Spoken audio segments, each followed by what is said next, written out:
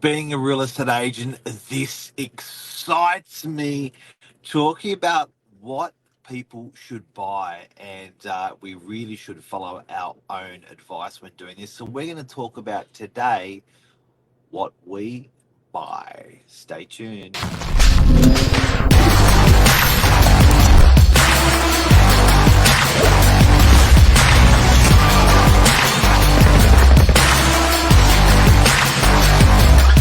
I'm the ringleader, so listen up. So, listen up. What do real estate agents buy? Mm. It's interesting, isn't it? Do we take our own advice? Do we practice what we preach? I reckon we do. We do. I don't know about the industry. I hear Tom Panos talking a lot about real estate agents and, you know, what they actually do with their money. Do they practice what they preach? But this morning we're actually going to be talking about what we do with our money and what properties we've bought along the way, through the years. What makes us tick? Yeah. And there are people in the industry that are selling property, passionate about property, don't own property, which I think is unusual. Yeah. It's funny, isn't it? You know, as an accountant, you want to make sure that the accountant takes their own advice. As a doctor, you want to make sure the doctor takes their own advice. And as a real estate agent, you want to make sure your real estate agent actually does take their own advice. And, you know, look, there's no doubt we are extremely, as in Mark and I are extremely passionate about property. I've always had a love affair with property ever since I was a very, very young girl. And I remember saying to my dad, I must have been it's probably about 16 or 17 years of age. And I said to my dad, I've got this great idea. I want to buy studio apartments in Potts Point. I don't know why I had a fascination with Potts Point at the time. It was a very trendy area. And I said to my dad, I want to buy these studio apartments in Potts Point and I want to convert them into one-bedroom apartments. And at the time, they were cheap as chips. I mean, Potts Point, just on the cusp of King's Cross.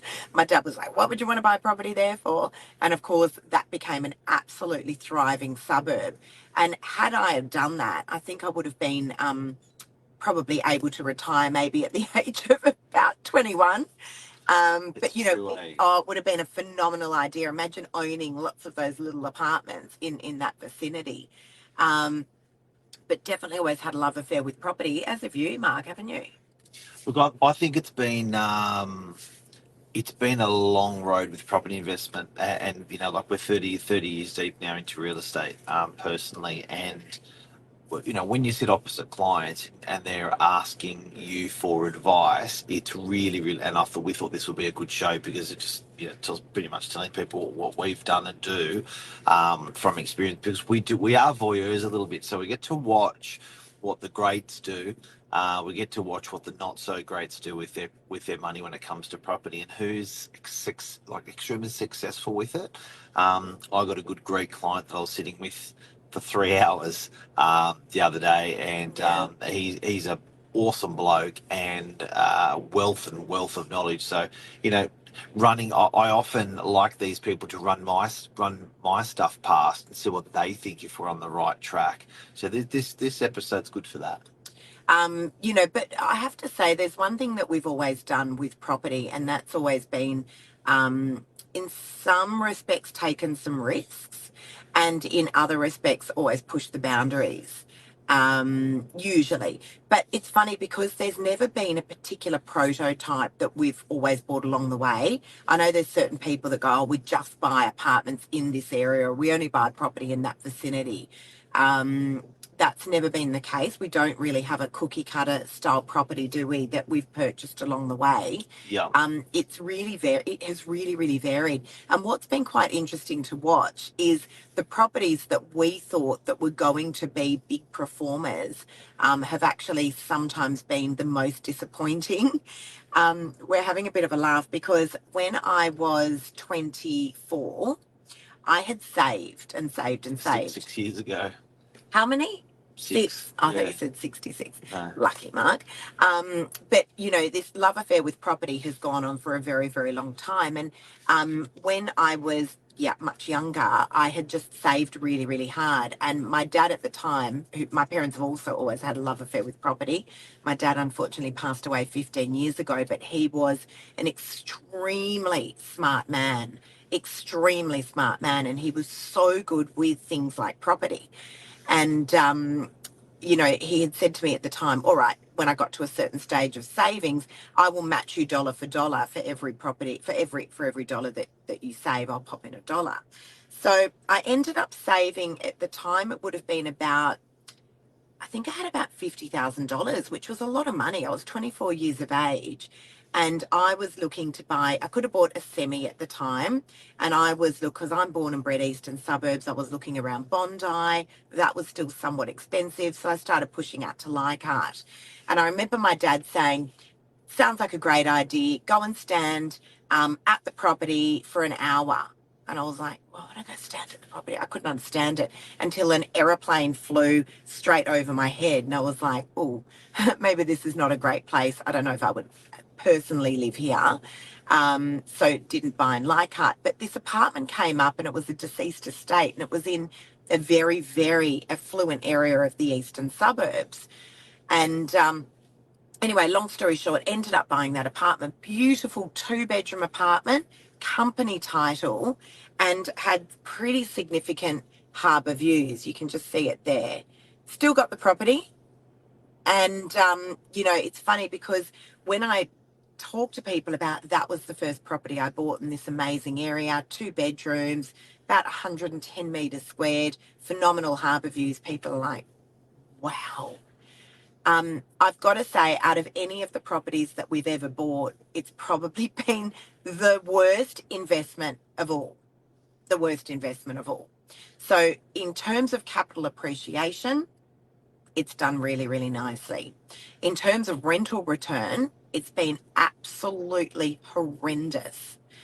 I've got to say, probably my golden rule from that example, and what people forget about, is people have a very short-term investment view.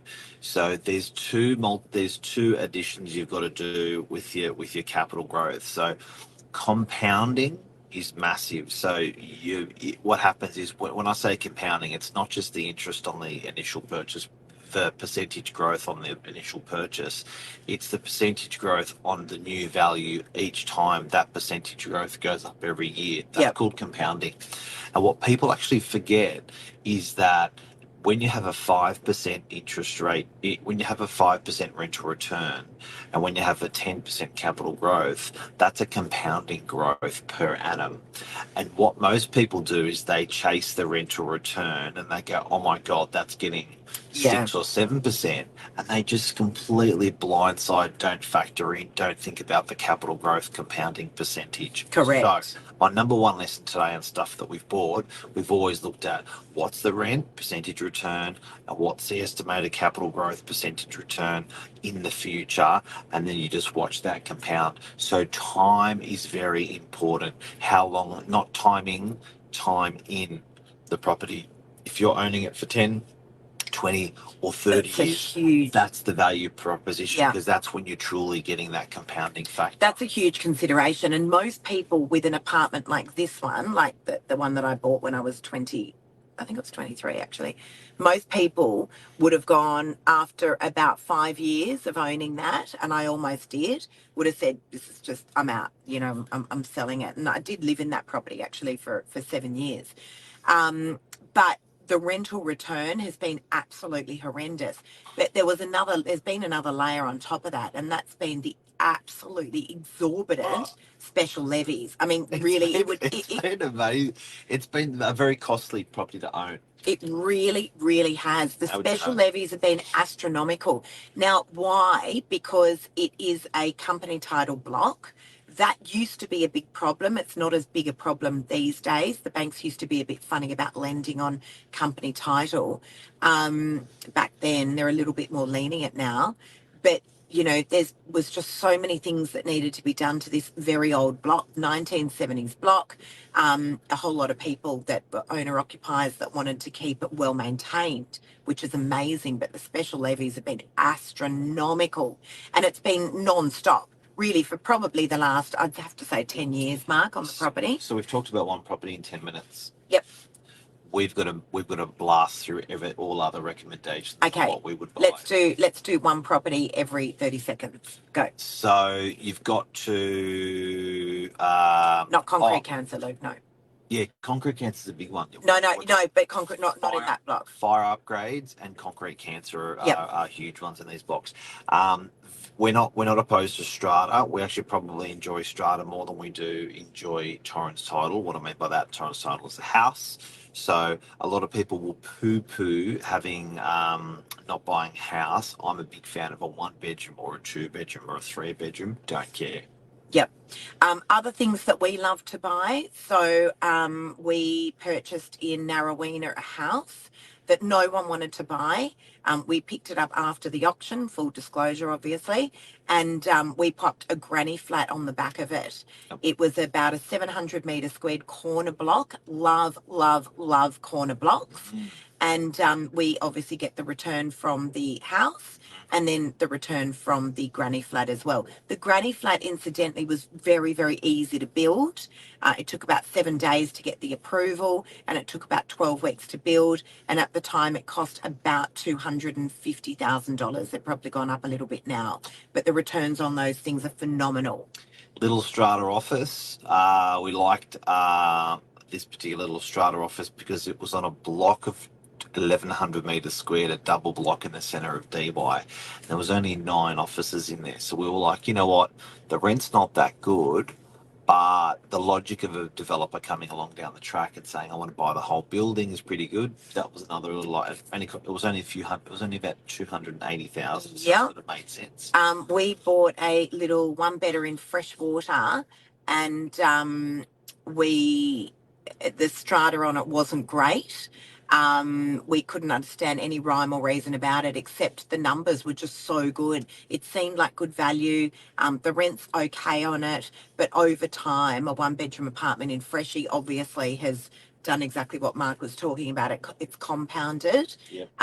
So great suburb, good stock in an old block, and you know that it's always going to get rented. So that kind of thing is just, you literally can just buy something like that, go to sleep and not have to worry too much, knowing that it's always going to be rented and it's always going to just pay itself off. And guys, this is a live show. Any questions you want to ask us about property purchasing that we've done, ask.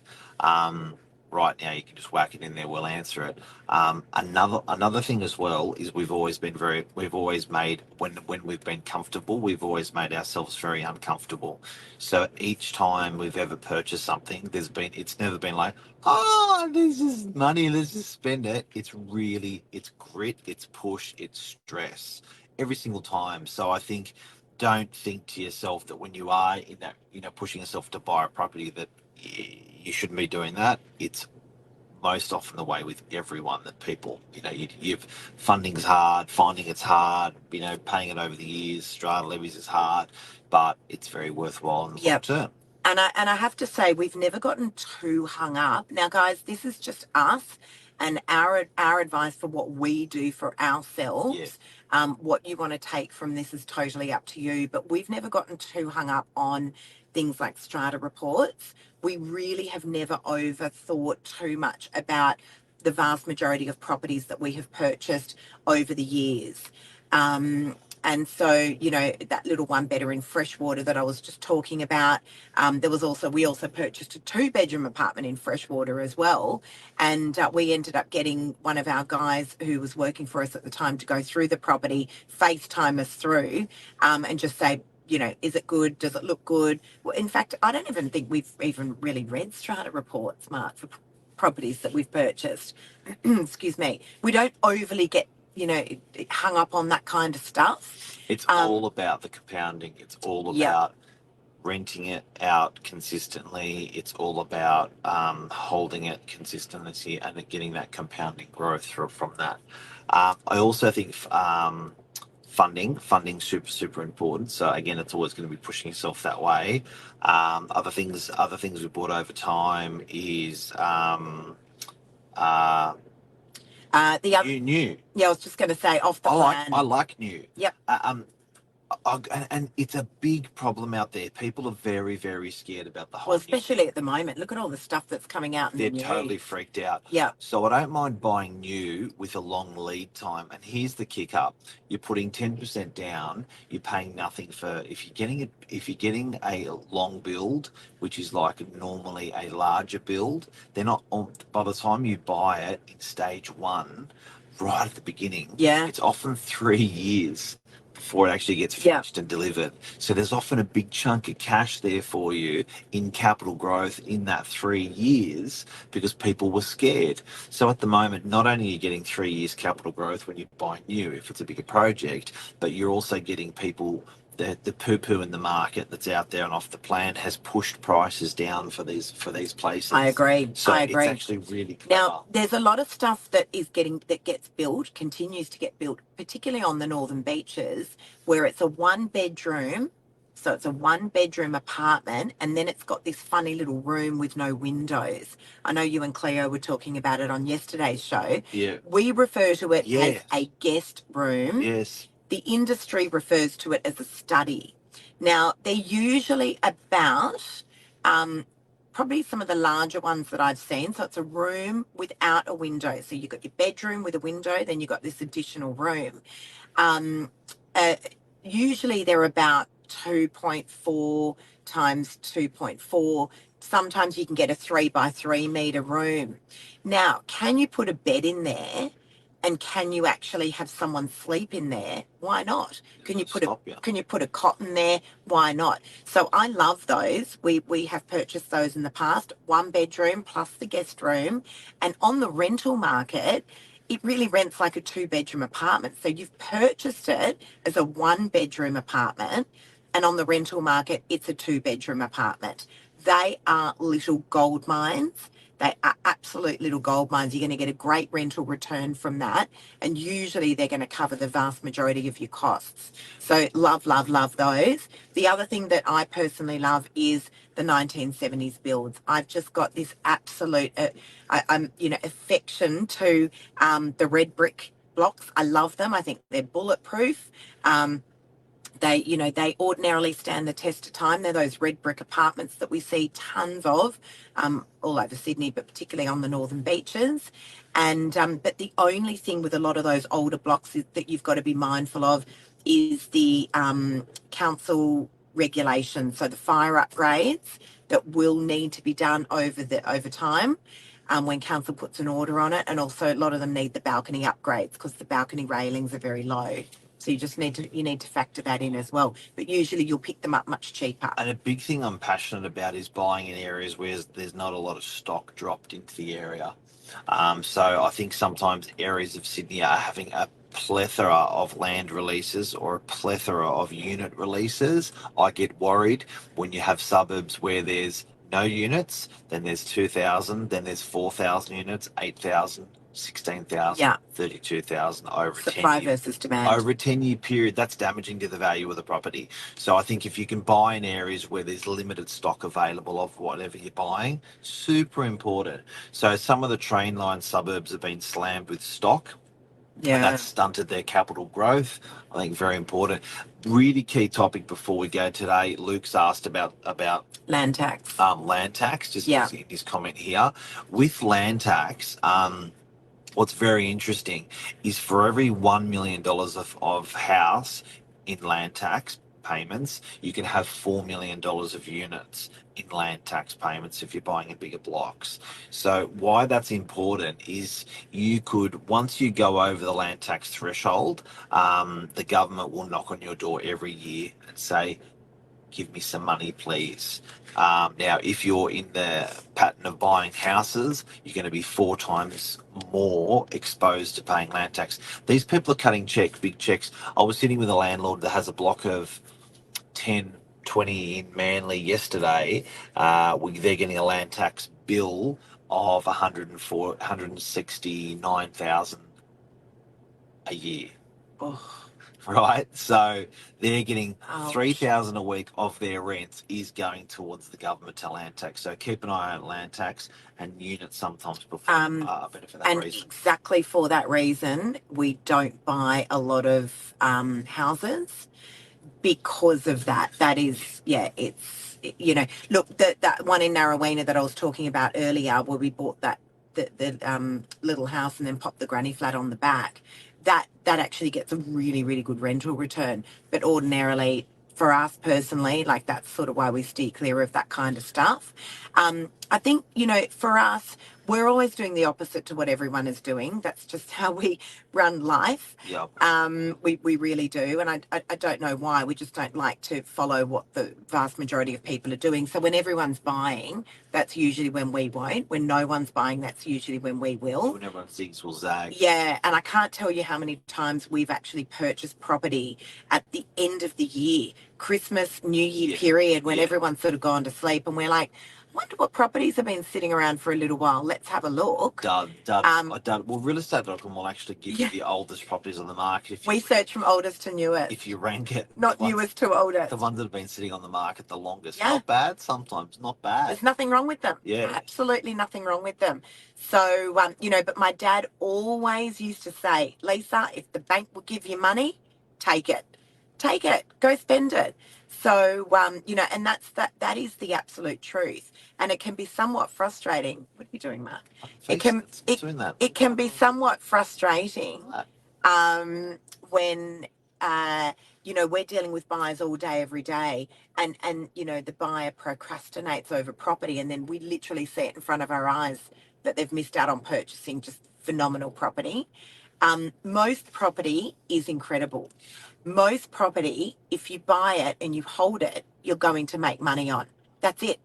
It's that complicated and it's that simple. Luke's like a mind reader. This is a really clever guy, guys. If you talk to this buyer's agent, Luke Broney, very, very, very clever. Has been making lots of comments today.